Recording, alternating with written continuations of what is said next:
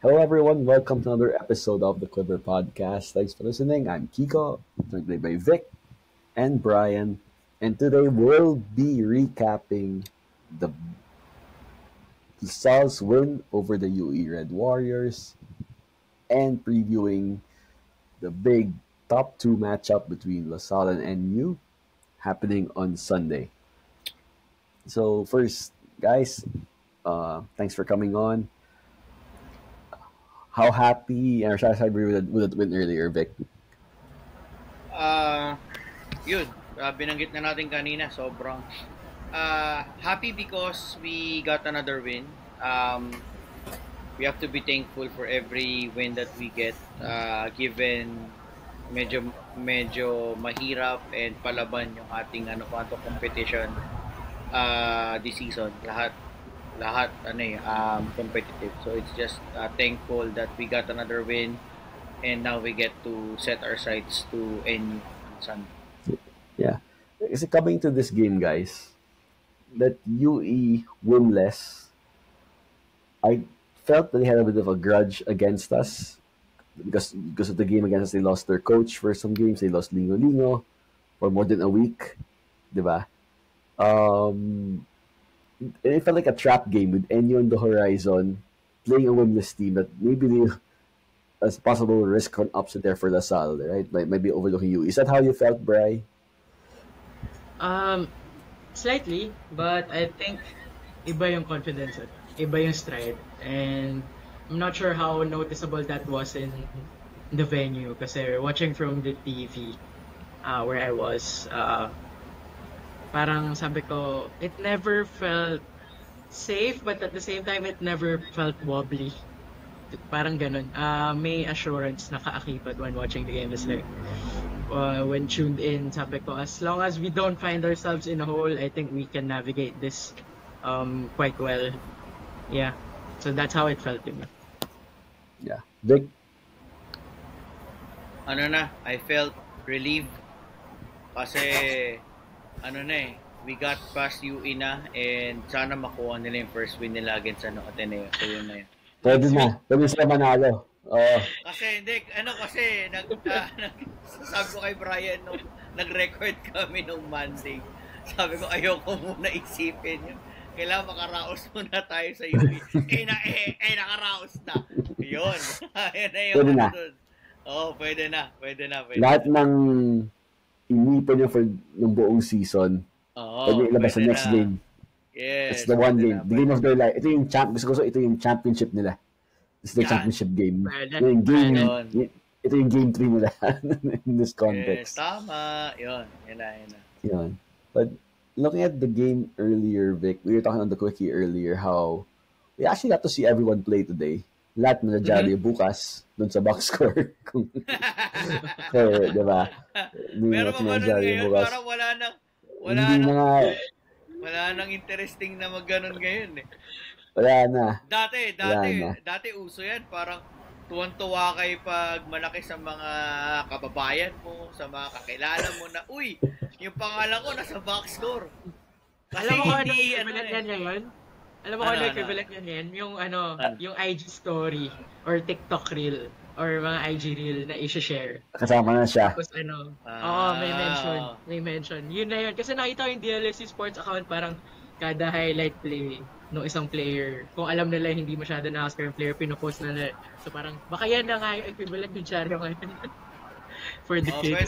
Pwede siguro. Yeah. So among those yung mga TikTok reels na yun, Dick, who did you think impressed the most or gave purpose reason to think na for the next game I think we'll be able to use him? Apart from the usual kasi more or less may idea tayo kung sino talaga yung nasa panto rotation. Siguro I would say same thing pa rin. Kines and Gomez. Yun yung pwedeng yung tingin ko sa base sa pinakita kanina, they can be used for the next game against NU. Yun probably silang dalawa. Sinabay pa sila eh. Yeah. yung Yeah. average height natin, mukhang high school team kanina with both of them on the floor, but they were able to perform and stay with UE earlier. Yun, apart from I hope si Melencio will give another opportunity. Kasi feeling ko kanina parang meron siyang jitters pa kanina na first appearance niya for this season. Yun. So hopefully magkaroon siya ulit ng opportunity and I hope he can make the most out of it already dun sa next time na makapag next time na makapaglaro siya. I-refresh ko lang konti. Yung memory ni Vic pala. Kasi nag-start siya, si Rel, nung huli nating game against NU, which are next opponents. Pero briefly lang. I think nilabas din siya. Tama. Kaya hindi pala. masyado Sorry. Yeah, tama. Yeah. How about you, Were you comfortable with the amount of players that Topex used earlier? Because I like thinking we were only up 12, tapos pinapasok ng ibang bench players. Parang, is it too early for this?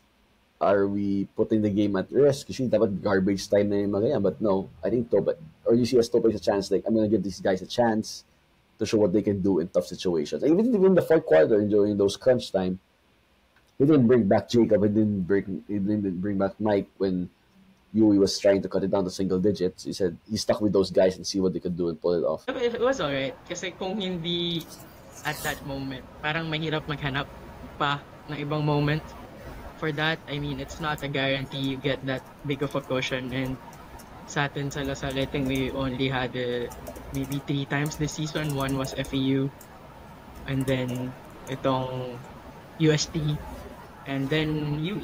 So parang tingin ko, it's a good time to bleed in players who could gain confidence from those situations. And if it doesn't pay off, you know you have your reliables to clean up the game. And that's how it happened naman. Jacob Cortez having that big jumper to push the lead back to 9 and eventually hindi na bumaba from there. So I think, it was well managed, I would say, that situation, because you have to strike a balance between fielding the youngsters or the players in the fringes at the same time. And dalawang situations lang siya magiging acceptable eh. It's when we are up big or when we are down big, which we saw in the game against Ateneo as well pala, if you remember. So, yeah, I think it was well managed today. Better managed than, let's say, the other game. So, that's also kudos to the coaching staff. During the game, Vic, during that first half, we couldn't really pull away from UE. But what do you think turned around to finally build that bigger lead that gives us that cushion? What did we do anything differently? Did we change anything? What did you see in that? Ako ang nakita ko lang kanina was we improved defensively kay John and kay Precious. Kasi sila lang naman talagang dalawa yung gumagawa kanina. So it was really important come second half na we can stay in front of a bit. Walang breakdowns or anything na nangyayari. We were always in front of a bit nung second half, especially nung third quarter na yon. Kaya it hindi na rin once we yun yung if you recall, yun yung sinabi ko nung halftime sa GC. Parang sabi ko yun lang yung dalawang source of points nila. If we can limit those two, I think this one's over. Yun yung kasi wala apart from silang dalawa lang yung nagke-create ng shots sa UE nung first half. Kung walang, it's either they shoot their own shot or they pass the ball to their open teammates. Apart from that, wala nang iba. So ang wish ko sana third quarter mag-gamble, but apparently yun lang, we just stayed in front. We played better defensive coverages one-on-one. Kaya yun, hindi na rin sila once they can't score points for UE, yun na. And then on the other end, we started scoring our own points as well. Better ball movement and better shot selection nung third quarter, and that's where we started getting our momentum to build that big lead. Yeah. Bri? Yeah, add ko lang before we maybe move on to more aspects na shout out lang natin yung mga nag-reply sa IG stories because I asked who Oh, stood yes. out Go, go, most go. for you in the game against 2E. So we have our usual audience. We're thankful for their contribution. So Alexander Patrick Viña said, Boris Marasigan, Al Chino Soliman said, Mike Paden, 4 big dunks. Baka may favorite dunk kayo dyan. Comment nyo na lang kung ano din yung pinaka poster worthy.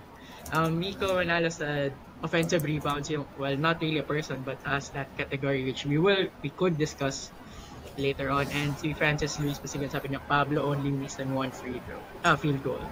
So yeah, those are the responses we got. Thank you to everyone for sending their Yeah. responses at the IG. Yeah, we also appreciate the guys who met outside the concourse earlier. That was fun. Thanks for guys for saying hi and everything. Really appreciate all your thoughts and seeing at the games. Guys, it's our fourth straight win, if I'm not mistaken. Ever since that loss to Sorry. yeah, bless you. We've been Sorry. trying. Yeah, Vic is allergic to the word loss now. He's Yes. sneezing. Yeah. Yes. That's Ayoko right. nang marinig yan. Ayoko nang marinig yan. Hoping that suddenly the season. Yes, But yes. we've been trending upwards. We've been seeing the same trends. Some people have been saying that, ever since we lost Kian, we lost Mason, there's been a better balance to the team, right? Um, is that something you guys see that as a solution, or that's too as a simple analysis to what's going on and turning us around? How about you start, Brian? Okay. So I think I said that also in the previous episodes that maybe there's a chance to involve more people now because the rotations would demand it.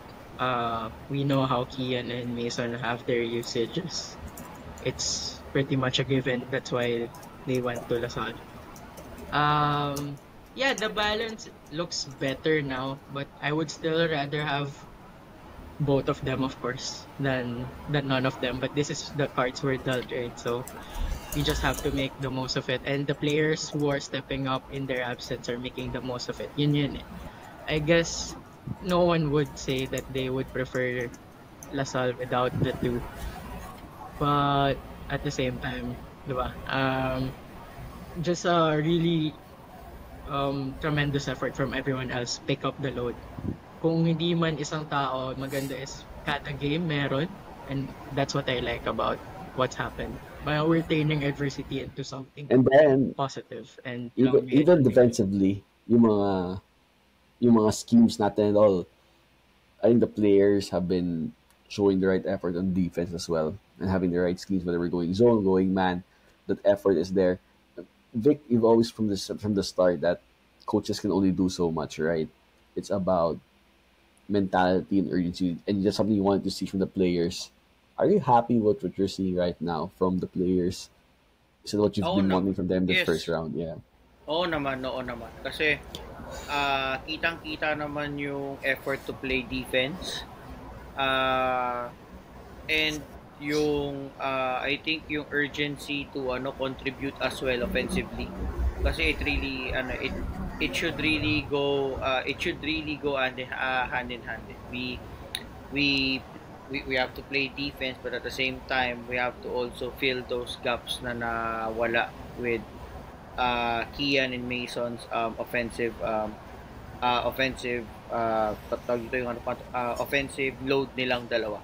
So I'm happy na everybody, lahat naging conscious lahat na apart from playing, kasi even with Kian and Mason around, our defense is really not desirable. Yun yung naman natin dyan. So yun yung naging, I think that's the first step na lahat nag-decide na we have to play defense. Then at the same time, on the offensive end, parang lahat nagkaroon ngayon ng license to shoot and contribute. So yun siya. Maganda siya. Yeah. And I really, and I know you guys discussed in the past episodes, or we've asked them to step up. I'm sure madami yung nagkakaroon kayo na yung undas, diba? Instead of flying with we're flying with our wings. Sila Yun. Earl, sila Goliena, Pwede rin skyline Abadam. pigeon. Pwede rin skyline pigeon. Skyline pigeon. Wag lang my way, baka hindi kayo abot sa tingin nila. Hindi kayo abot sa tingin nila. Hindi kayo abot sa tingin nila sa Salmon. Silent ticket. Diba? Delikado yan. Pag nag-my way ka, habol ka sa undas. Delikado yan. Ano ka na? Ikaw hindi nadalaw. Hindi ka na participant. Magkakabula ka sa ilong. Sabi nga nila, magkakabula ka sa ilong. But I would say, we've seen them again step up, helping Jacob and Mike with the load, right? Sila Earl, Boris, EJ, JC, even making big baskets and big plays. Brian, if these guys step up, that's one of the keys to us winning the championship. Are you think there's something we can sustain towards the rest of the season? Or there's something more that we need to do in that aspect? You know, there's a school of thought na parang siguro yung ibang tao, I'm reading a lot of stuff online, scanning through what they are saying. Parang we might still feel the absence of a Baclan or an Amos, which is undeniable. We will always say that. Let's not forget the glue guys. They can ball, and they're now given the confidence to do so. So, ano yan nagbago lang yung approach. But this is the depth that we are really flexing to start the season. So, yes, Plan A now out of the bin. Plan B is here. And remember, 4 of these guys na tinutukoy natin, yung wing guys na yan, we joke sa GC natin, wing stop, parang ganyan. Parang kailangan stop yung wings ng Lasal. Wing stop. Kailangan maging ineffective yung wings, or else, I mean, it's pwede rin wild wings. Sarap rin yan. So, anything like that, yun yung iniisip ko. Remember, these guys, the 4 of them, at least, won a 3x3 championship too. I mean, it's a different ball game, so to speak, but alam mo yun, it's a tournament where mabilis mag-isip yung mga tao, and defense is also a prime commodity there. So it's nice that it's extending to that 5-on-5 play. That's where maybe they're getting put to the test, and yun nga, nakaambag sila in more ways than one. Parang, yeah, like what one of our fellow fans mentioned, diba? Voris Mercigan didn't have the best games in terms of the stat sheet, but his contributions on both ends, for sure, mabigat yun. Like, may timbang. Hindi siya yung empty minutes lang. And it's not just Voris, all of them are. Kahit si Earl na foul out, those 5 fouls are probably worth it, diba? Kasi it stopped UE from getting rhythm. I mean, yung mga fouls na yun, sometimes it's tactical when you see the complexion of the game. So yeah, credit to them for really providing the support, and sometimes diba sila pa nga yung naging player of the game. So yeah, it's good now. It's a good system now, and let's see how it can be sustained, because of course it's not always going to be a great game for one of them, but that's maybe where a Mike Phillips and a Jacob Cortez and a Luis Pablo can really provide more performance. Yes. Yeah, and before as we wrap up this discussion, the UP game, credit to Luis Pablo too, stepped up again. We talked about the instant reaction or the quick reaction earlier. Mike Phillips had pogo sticks earlier, all those put back dunks. And I guess that's I think it shows us the formula of what LaSalle does best, how to best use Mike Phillips. Let others create and score, and he'll be there to clean up the garbage for us. So is that something that we can do and show we're moving in the right direction? So before we preview the NU game, first I'd like to thank our partners, Ibarra Manila, for your timeless and classic style. Check them out at DLSA office, DLSAA office, or a portion of any Ibarra watches bought. Those to helping our Nostalgian athletes. So check them out on the social media, Ibarra Manila. Okay, guys, to the NU game. First, let's talk about the bigger picture with Adamson beating UST in that crazy upset. We have a chance to tie NU at number one, but it's if you see here, there's a big log jam between the teams, between NU, LaSalle, U, UP, UC, and now Adamson. What can you say, Vic, about the favorite word there of parity in the league, of how close the standings are in the races to Final Four? Because between it's usually there's no runaway teams this year. You can go to first, you can even fall out of the Final Four. Your standings are that close. What can you say about that situation right now in the UAP? Kahit may mga FSA, may parity tayo. hindi katulad nung may mga sinasabi na doon lang may parity sa walang FSA. Kahit may FSA tayo, may yung liga, may parity pa rin, di ba? And it really shows the quality of the league itself overall. Walang madaling panalo. Lahat kailangan mong paghirapan. Even this UP team, hindi ka pwede mag-relax dito. Kasi once you relax, it will really not look good. Sana mag-relax yung next kalaban nila. That's what I'm hoping for. Yun lang. Yun. Sana. Sana. And how about you, Bri?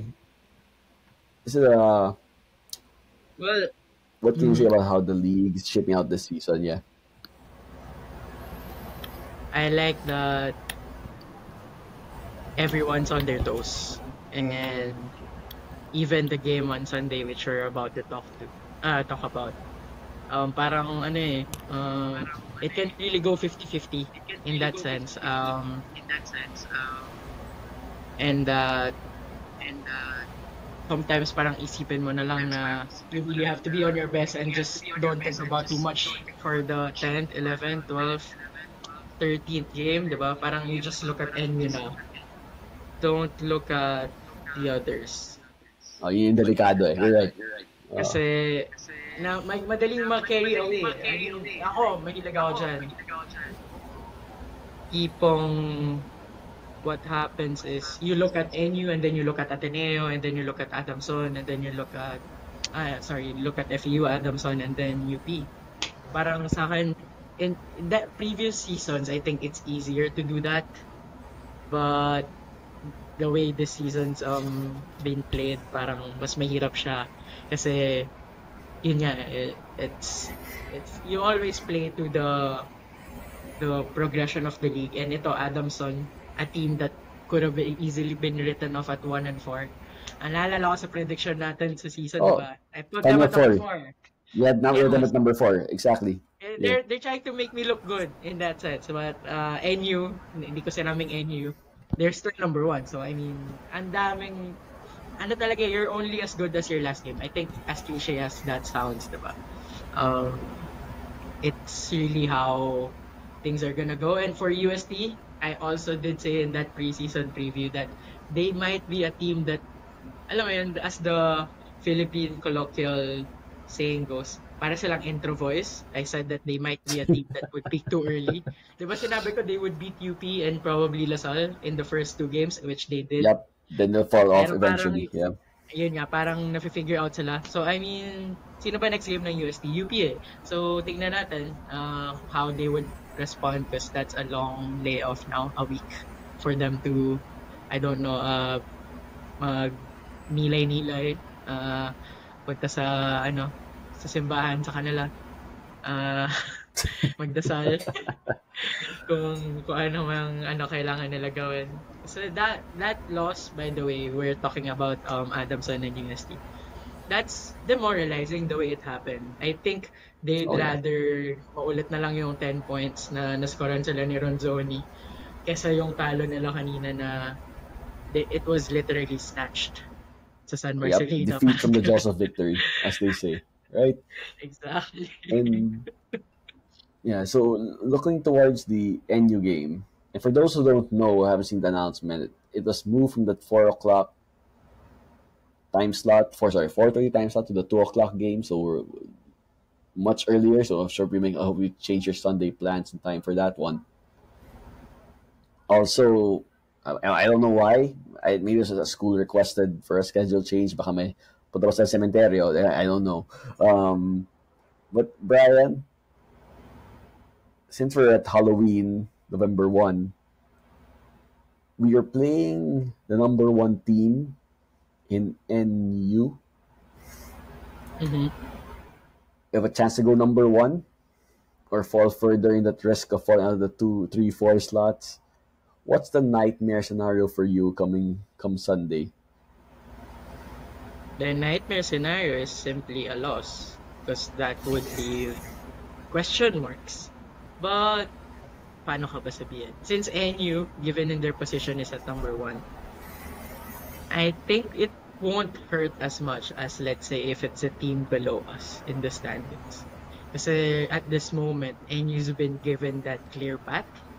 Sila yung number 1 so ibig sabihin kung matalo sila, they have more to lose than Lasal. That's where I'm thinking, that's where my mind is at. I think they have much more to lose than DLSU at this point. Yes, I know we have the win streak over them na putol-putol. I think they lost and then they lost to UP, then they won against Ateneo. So I would say na some might believe that it's more of Lasalle's to lose in that game against NU because if we lose this game, we miss the chance to level with NU. But I would flip that script and just say that NU has more to lose than DLSU because if they lose that game, they'll effectively lose the top seed if they lose by 5 points or more. I mean, trivial naman yan yung ranking ng 1 and 2 kasi at the end of the day, even facing number 3, number 4, you don't really know. Wala, almost equal strength na yan. Yeah, actually now na close lahat ng teams, di ba? Yep. Yeah, so yun lang naman sa akin. And that mindset would go well for the team na it's NU's much more to lose than Lasal. Kasi we play better na, alam mo yun, when we got started written off by many circles. Parang, I think that's where the mindset of the players now, we're gonna prove you wrong or we're gonna play stronger for each other. Mga ganyan. I think when nandyan yung siege mentality, bahala na kung ano yung pure motivation. Basta the way they're playing, it's not even just the results, it's the way they're playing. That's really the most encouraging. So, let's see how NU prepares for that, especially they are without Jello Santiago, who had probably his best offensive game against us. Interestingly. In more ways than we shall offend. Exactly.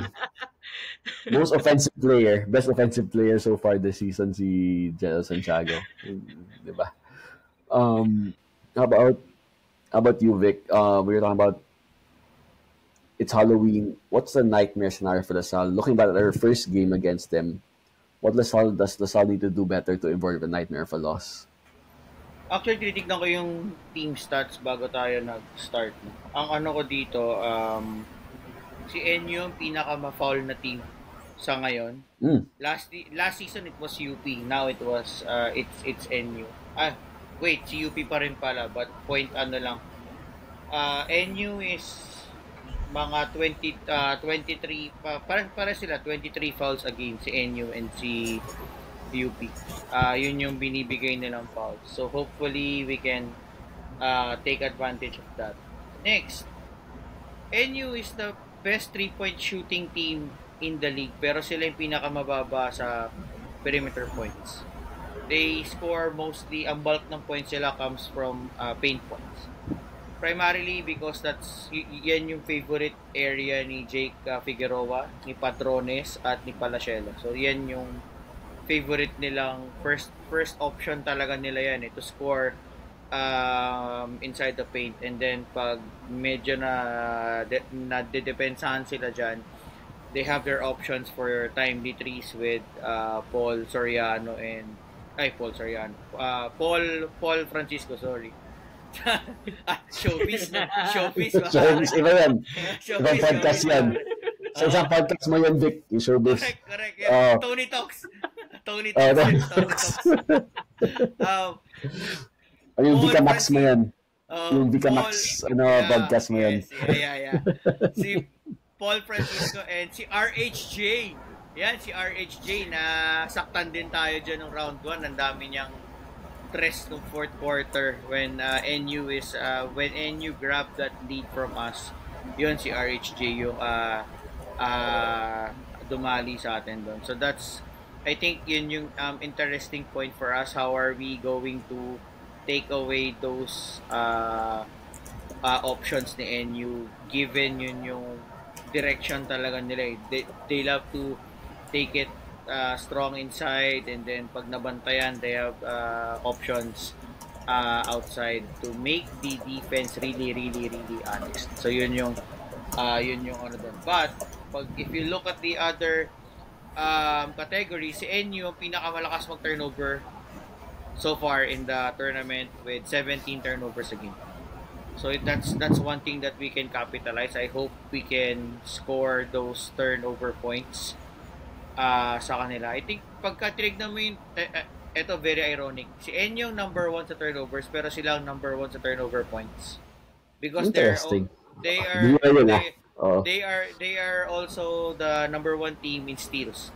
So kaya I think they average around 4 steals a game as a team, or 3 point something steals per game as a team. So that's where they generate their turnover points in. So we have to be careful on that. We have to be strong and careful with the basketball para walang easy turnover points and fast break points tong si NU. So yan, their points are coming from a lot of sources. That's why they are the number 1 team in the league right now. So maybe just maybe against that UP game, UP played a lot of zone on that game. So I think, I'm not sure if that's something that we can take a look at and probably also use against NU. So we'll see kung yan yung magiging ano natin on Sunday as well. So yun yung mga those were the interesting stats, and I hope we can also capitalize on our free throws. Paulit-ulit natin ito sasabihin because we're the number 1 team in the league in free throw attempts. Yeah. We average around 27 free throw attempts kada game. NU is just averaging around 18. So doon pa lang meron na kagad siyang disparities. That's one thing that we can also capitalize. And then I think another one, itong sa winning run natin, naging patient tayo. That's why medyo dumadami yung assist natin. I think we have to keep doing that given na magaling si NU dumepensa. So one thing, yung patience natin on offense will be a key for us also. Kasi if we are patient on offense, we'll keep on finding open guys for better looks or best shot possible every time we do our offense. Naalala ko sa steals, pag sa steals ba nila, kasama yung pagnakaw ng mga playing year, ng mga ibang player. Yung Ranger, mga yan. Notorious yung mga ano eh. Yeah. Ikaw ba, Kiko? Anong nightmare situation mo dyan? Ano yung? Kasi tinanong tayo ni Kiko kung anong nightmare situation natin eh. So, ikaw, Kiko, ano yung nightmare situation for you on Sunday? I think the nightmare situation is we might, hopefully, we don't go back to our old habits where we seem to lose. Because now, clearly, from what I've seen, and Topex has done a great job in the second round, there's a better balance because of the rotation. Everyone knows their roles. Topex knows when to use these players. But NU is a really well coached team. We've struggled with them these past 2 3 years. Jeff Napa has done well against us. So hopefully he doesn't throw a wrench into what's been working well for us. Hopefully he doesn't have that kind of game plan. If he does, hopefully you're ready to respond to it. If not, it'll be a long day for us. It might be a grind. Actually, this game will most likely be a grind. But I don't want something that will throw us off our rhythm since everything is going well now. If Jeff Napa is capable of throwing us off, that'll be the nightmare scenario for me. Yeah. May naalala Yeah. lang ako pala na Yeah. scenario. And maybe people watching, listening can leave a comment about this. But at least since I followed the UAP, I could not recall a season where the NU Bulldogs swept the DLSU Green Archers sa UAP men's basketball. I'm not sure if may year na na-sweep tayo. But at least the way I remember, even when we didn't make the Final Four, we always had one win at least against NU. So I think that's what we are hindi naman yan yung main goal, pero parang napaisip lang ako, was there a season na hindi tayo nanalo at all in the men's basketball tournament against NU? Parang wala kasi 2009, 2011, I mean those bad years, we managed to win at least once against NU. So yeah, it just entered my head now kasi I mean if we don't beat NU, this might be the first season for that. In the Final Four era, I mean, I'm not sure if since we joined UAP, of course, kasi that's the only thing that matters naman in this case. So yeah, that's interesting. Yeah. Piece of history. What would it mean for you guys to beat today's episode? What did it mean for you guys to beat NU, to tie them or even surpass them for that #1 seed? Will that be the statement that LaSalle is back where it wants to be? Or it's a long way to go this season? How about you, Vic? What would a victory over NU mean to you? It's just another game that we need to win to get that Final Four slot. Kasi to be honest, sa akin, important pa rin twice to beat advantage. So it's if beating NU will increase that chance that we get that twice to beat advantage pagdating ng Final Four. Especially if we win, the UP will have a game also against FEU later that day. So No, yun, Adamson crucial yun. Vic. Adamson FEU. UST Sorry. UP ang big game pero midweek. Okay. So yung pwestuhan sa Final Four slots will just get tighter and tighter. So yun lang sa akin. Happy to get a win against probably one of the best teams right now in the league, and it increases our chance to get that Final Four slot. Yun yung Yeah, and coming from 2-3, putting all these 5 straight wins, being those top teams in UST, NU, what we were talking to kay Skipper earlier, diba? He was calling these revenge games, even this game against UE. Really making a statement across the league. How about you, Bri? What's at stake here against the NU, against the NU Bulldogs on Sunday? I think it's another game, much like the UST game, which I said that it's another gauge for progress. In terms of we lost this game against NU. Actually, if we look at the second round games now, we have good reason to be content because when we beat UST, we corrected mistakes that we committed in the first round game. When we beat UE, it's more comfortable than how it was in the first round. Sabi ko nga, sana ganyan na lang yung game nung sa Taiwan. Baka happy na ako sa live stat eh. Yun na parang di ko na kailangan masyado tutukan yung game kasi sabi ko, the Archers seem to have it under control. We won every quarter sa the lead. Parang na-check ko yung per quarter scores. Wala, panalo tayo, clean sweep. And that's not something that we managed to achieve this season so far. So, I mean, yeah, sa NU, I'm just hoping for progress and to have that progress, I think if they play just a little bit better, they should beat NU. That's where my head is at. Parang tingin ko, we lost by 4 points to them. I think the players' body language was poorer entering that game than compared to entering this game on Sunday. So I think they are in better spirits, better shape. So that in itself to me, sana ano na lang, they just don't shoot themselves at the foot, because I think that's the only way they would lose this game. If they make it difficult for themselves, because I think pound for pound they can match up against NU. Even without Mason, even without Kian, they can do that. So it's up to them now to execute that. Vic? In as much as everybody wants to call it revenge games, parang I think sa akin it's really better perspective to put it na it's just another win that we need to get to secure that final four slot. Kasi parang minsan the more you think of it as a revenge game, parang yung pressure and yung gigil to win doesn't turn out to be positive. Minsan nagiging negative pa yan kasi parang andun yung gigil mo maglaro na ang effect is nagiging tight kang gumalaw sa loob ng court. So it's really, if you want to ano lang to para sa akin ang personal opinion ko to, better to frame it as it's another game that we need to win to inch to that final four slot. Yeah.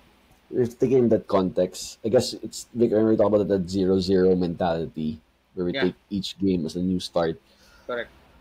So just take over whatever good habits you've been doing, improve on those, and hopefully that'll be enough to get you the win. Do we dare do predictions, guys, for this next game? Brian, or you gotta leave that out? I'm gonna stick with the Geogag. Effective siya, sinabi ko yan, since remember that post-game game, yung the first episode of the season na hindi pinroduce sa Pilipinas, yung kami ni Kiko. Sabi ko, UP might win this game. They didn't. Tapos sinabi ko, okay, let's try the gag. UST might beat Lasal. They didn't. Sabi ko rin nung preview nung this episode, UE, di ko na lang sasabihin by how much. Okay, they didn't. Okay, so maybe I'll just say NU and see where it goes. Di wala na ako sasabihin. Tingin ko NU. Yun lang. Alright, how about you, Vic? Close win siguro to mga 5 points. Pero Bri, lahat banggitin natin lahat ng mga pangalan. Medyo effective Effective lahat pag binabanggit yung mga pangalan. Roll call. Kasi kung nakikinig lang kayo ngayon, di namin binanggit si Lemit, saka di namin binanggit sino to? Si Crisostomo masyado. So parang si Jello. Nilahat na namin. Except si Abate at si Momoway. Actually, si Abate at si Momoway, di natin masyadong binanggit. Kasi even sila Pero lahat binanggit natin, hindi maganda laro kanina. Yung dalawa lang yung maganda yung laro kanina. Baka ngayon... Namamers na sila na I think they take it personally na, di tayo threat. Bray, so, ngayon lahat natin ngayon. Pati si Jeff na pabanggitin na natin. Pati si Jeff na pabanggitin na natin. Baka magkaroon na yung effect. Kahit yung mga alumni Vic, sila Asoro, sila Fernandez, lahat na. Jordan Janky. At yung kuya ni Jovet, isang Mendoza. Yan, lahat na, para sure. Lahat na. Kasi sabi ko, tawa na ako ng tawa kayo na kasi sabi ko, lahat ng except kay Abate, tsaka kay Momo. Abate at Momo. Binanggit namin lahat nung Lunes. Lahat si Tato Malim. Umabot kami sa ganung level. Sa si Thirdy Malaga. Pati si Thirdy Malaga, binanggit nga rin namin. Hindi nga yata naglaro kanina. Kung tama pagkakalala ko, hindi nga siya pinasok kanina. Pero nag-play safe kami. Ngayon, baka kailangan natin banggitin yung roster. Hindi mo pa binanggit ang mga hindi mo pa nabanggit, si Tolabot, si Park, si Garcia, si Manansala, si Dula Cruz. Lahat si Omar Jan. Siyempre, kailangan banggitin si Omar Jan. Pag hindi binanggit si Omar Jan. Jake Figueroa, Tsaka, kahit favorite. babanggitin ka na rin namin. Tsaka si Steve Kahit- Nash. Steve Nash. Jello Santiago, kahit Oo. suspended ka. Kahit Jello. suspended, babanggitin ka namin. Babanggitin ka namin kahit suspended ka. Kaya Babanggitin ka mataas sa namin. comments, kaya nyo lang, kaya na nangkukulam. Kami rin, kaya mangkulam. Sabihin namin, kami rin. Kaya namin mambarang. Alright, I think we'll end our Halloween episode, guys, with that kulam right there. Thanks for listening. After the game, check out for probably have another instant reaction, but also we offer the main Oy, episode. oo. Sana, So, check- sana masaya yung instant reaction ng Sunday kasi dami tayo. See you there. Dami Hopefully. tayo Sunday. See you guys there. Drop by, say hi. We'll be happy. We might even put you on the show for that one. Just drop by and say hi. Also, guys, so see that. Follow us on our YouTube, the Quiver on YouTube and on Spotify, and check us out on social media as well. So I'm Kiko, Vic, Brian. Great win, but an even bigger game on Sunday. So best of luck to all of us. As we always say. Animal Animal Asal. Asal. Animal Animal Asal. Asal. Animal Asal. League Cup.